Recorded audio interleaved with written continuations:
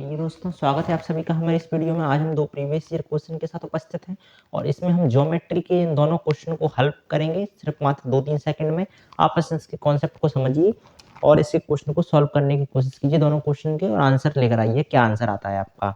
देखिए यहाँ पर क्या दिया है कि ए बी सी और P Q P R Q R P दो त्रिभुज दिए हैं। अब एरिया ऑफ त्रिभुज एबीसी मतलब इस वाले त्रिभुज का एरिया बटे में एरिया ऑफ त्रिभुज क्यू आर पी यानी कि इस वाले त्रिभुज का एरिया 9/4 है। दोनों के एरियाओं का अनुपात दिया है, मतलब इसका एरिया 9 है, इसका एरिया 4 है। इनके एरिया का अनुपात 9/4 दिया है तथा बीसी 15 सेंटीमीटर दिया है। ठीक है, पी आर की वैल्यू अपन को निकालनी है। ठीक है, मतलब अब आप यहाँ पर एक चीज ध्यान रख रहे होंगे, बीसी दिया है 15 सेंटीमीटर, यानी बीसी मतलब जे वाला जो 15 सेंटीमीटर दिया है, और क्यू आर यानी कि इसकी वैल्यू अपन को पी आर की वैल्यू निकालनी है। मतलब यहाँ पर वो आखिरी के बीसी की वैल्यू दी है, पी आर की निकालनी है। ठीक है, अब देखिए यहाँ पर कौन सा कंसेप्ट लग रहा है। अगर दो त्रिभुज समरूप होते हैं, यानी त्रिभुज एबीसी समरूप है क्यू आर पी के, अगर दो त्रिभुज समरूप होते हैं तो उनके क्षेत्रफल का जो अनुपात होता है, यानी क्षेत्रफल का अनुपात दिया है 9/4, क्षेत्रफल का जो अनुपात होता है वो उनकी संगत भुजाओं के वर्ग के अनुपात के बराबर होता है। ठीक है, ये आपको याद होना चाहिए, यही कंसेप्ट इसमें लग रहा था। तो क्षेत्रफल का अनुपात क्या है, 9/4 है, तो 9/4 लिख दिया। क्षेत्रफल का अनुपात संगत भुजाओं के वर्ग के अनुपात के बराबर होता है, संगत भुजाओं के वर्गों के अनुपात के बराबर होता है। संगत भुजा देखो, बीसी की संगत भुजा क्या है, आरपी तो है, तो बीसी यहाँ पर दिया है 15 सेंटीमीटर, आरपी अपने निकालना है, बीसी लास्ट में है, आरपी संगत भुजा इसके लास्ट में है। देखो बीसी और आरपी, बीसी की संगत भुजा आरपी है, बीसी की वैल्यू अपन ने मान ली, अब 15 दिया है, मानना क्या है, तो अपन ने 15 का वर्ग कर लिया, अपॉन में आरपी की वैल्यू निकालना थी, इसको अपन ने एक्स मान लिया। बस यही यहाँ पे कंसेप्ट था। अगर दो त्रिभुज समरूप हैं तो उनके क्षेत्रफल का जो अनुपात है उनकी संगत भुजाओं के वर्गों के अनुपात के बराबर होता है।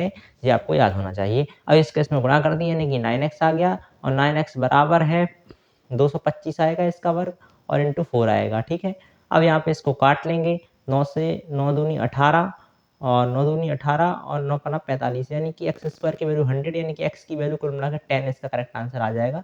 इस तरीके से आप इस क्वेश्चन को मात्र 2-3 सेकंड में कर सकते थे अगर आपको कॉन्सेप्ट पता होता तो आज से इस कॉन्सेप्ट को याद रखना। अगर दो त्रिभुज समरूप हैं तो उनके क्षेत्रफल का अनुपात उनकी संगत भुजाओं के वर्गों के अनुपात के बराबर होता है। ठीक है, चलिए दूसरे क्वेश्चन पर देखते हैं।